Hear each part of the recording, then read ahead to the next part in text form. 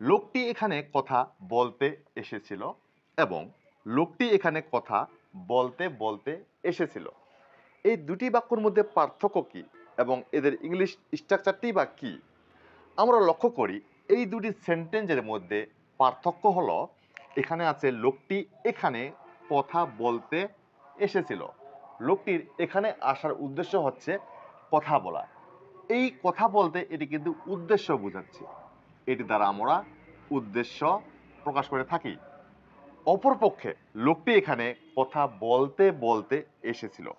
এখানে কিন্তু কথা বলতে বলতে একটি দ্বিরুক্তি শব্দ অর্থাৎ দুইটি শব্দের ব্যবহার করা হয়েছে এবং এইরকম দ্বিরুক্তি শব্দগুলিকে আমরা ইংলিশে কি লিখব? কিভাবে এসেছিল? কথা বলতে বলতে। এটি দ্বারা কিন্তু আমরা উদ্দেশ্য প্রকাশ করতে পারছি না। যদিও আমরা কথা বলতে দ্বারা আমরা উদ্দেশ্য প্রকাশ করি, কিন্তু কথা বলতে বলতে এটি দ্বারা কোনো উদ্দেশ্য প্রকাশ করছে না।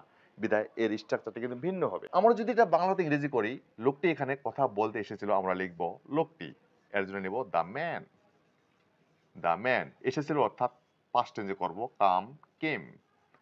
দ্য ম্যান কেম হিয়ার এখানে এসেছিল, তার উদ্দেশ্য কি? কথা বলার। আমরা জানি একটা সিম্পল সেন্টেন্সে দুইটি ভার্ব থাকলে দ্বিতীয় ভার্বটি নন ফাইনাইট হয়, অর্থাৎ কোথাও কোথাও আইএনজি হবে, কোথাও কোথাও ইনফিনিটিভ টু হবে। তবে উদ্দেশ্যমূলক ভার্বের ক্ষেত্রে আমরা ইনফিনিটিভ গঠন করে থাকি। লোকটি এখানে আসার উদ্দেশ্য হচ্ছে কথা বলা, তাই এটি উদ্দেশ্যমূলক ভার্ব এবং এটাকে আমরা ইনফিনিটিভ গঠন করব। দ্যাট ইজ ভার্বের প্রেজেন্ট ফর্মের পূর্বে আমরা টু যুক্ত করব। তাহলে লিখব to talk. The man came hair to talk. লোকটি এখানে কথা বলতে এসেছিল। লোকটি এখানে মোবাইলে কথা বলতে এসেছিল, তাহলে বলবো আমরা the man came hair to talk on mobile. এখন দ্বিতীয়টি লক্ষ্য করি, লোকটি এখানে কথা বলতে বলতে এসেছিল। এখানে কিন্তু ভার্বটাকে বিশেষায়িত করছে। তাই যখন এরকম দ্বিরুক্তি শব্দ থাকবে ইংলিশে, তখন আমরা সেটাকে ভার্বের শেষে আইএনজি করব, অর্থাৎ ভার্ব ব্যবহার করব, এর শেষে আমরা আইএনজি করব। এবং আইএনজি যুক্ত ভার্বটি নন ফাইনাইট যদি হয়ে থাকে, তাহলে আইএনজি যুক্ত ভার্বটিকে আমরা পার্টিসিপল বলবো, অর্থাৎ এটির ব্যবহার হচ্ছে পার্টিসিপল। পার্টিসিপল একটি মডিফায়ার, এটি নাউন এবং ভার্ব উভয়কেই মডিফাই করতে পারে। এখানে কিন্তু এটাকে আমরা অ্যাডভার্ব বলতে পারি, কারণ এটা ভার্বটাকে বিশেষায়িত করেছে। ঠিক একইভাবে আমরা লিখব the man. The man came here. The man came here কিভাবে? কথা বলতে বলতে। কথা বলে ইংরেজি টক, এই টকের সাথে আমরা আইএনজি যুক্ত করে দেব। The man came here talking. মোবাইলে কথা বলতে বলতে দিতে পারি on mobile. The man came here talking on mobile. লোকটি মোবাইলে কথা বলতে বলতে এখানে এসেছিল। এরকম কথা বলতে বলতে, যাইতে যাইতে, খাইতে খাইতে, পড়তে পড়তে, এরকম অসংখ্য বাংলা বাক্যের ব্যবহার আমরা বাংলায় করে থাকি এবং এসব বাক্যকে আমরা ইংরেজি করার সময় পার্টিসিপল করে ইংরেজি করব। এখন আমরা আরো কিছু সেন্টেন্স লক্ষ্য করি। এখানে আরো তিনটি সেন্টেন্স আমি দিয়েছি এবং এই সেন্টেন্সগুলিতে দ্বিরুক্তি রয়েছে, অর্থাৎ এখানেও আমাদের ভার্বের শেষে আইএনজি যুক্ত করতে হবে।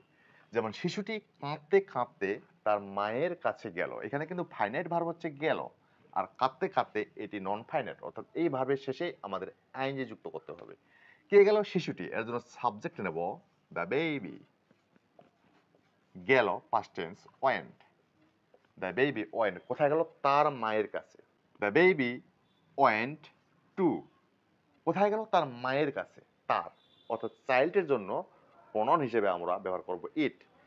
তাহলে it's. The baby went to its mother. তার মায়ের কাছে গেল কেমন করে? কাঁদতে কাঁদতে। কান্না করে ইংরেজি আমরা লিখব ক্রাই অথবা উইপ। যেটা লিখি না কেন ওর সাথে আমরা আইএনজি যুক্ত করব। The baby went to its mother crying. The baby went to its mother weeping. তদ্রুপভাবে মেয়েটি হাসতে হাসতে এ কথা বলল। হাসতে হাসতে কে বলল? মেয়েটি। এর ইংলিশ লিখবো দ্য গার্ল। বলল told past tense. The girl told this এটা বললো বা এই কথা বললো কি করতে করতে? হাসতে হাসতে। হাসা ইংরেজি হচ্ছে লাফ, এর সাথে আমরা আইন যুক্ত করবো লাফিং। দ্য গার্ল টোল্ড দিস লাফিং। তারা গান গাইতে গাইতে চলে গেল। তারা এর জন্য লিখবো দে। চলে গেল went away. They went away তারা চলে গেল কি করতে করতে? গান গাইতে গাইতে। সিং মানে গান গাওয়া, এর সাথে আমরা আইন যুক্ত করে দিলাম singing. They went away singing. So my dear English learners, তাহলে পরিশেষে আমরা জানলাম যখনই কোনো দ্বিরুক্তি শব্দ থাকবে, দ্বিরুক্তি ক্রিয়া থাকবে, তখনই সেটাকে ইংলিশ করার জন্য আমরা ভার্বটির সাথে আইনজি যুক্ত করে দেবো।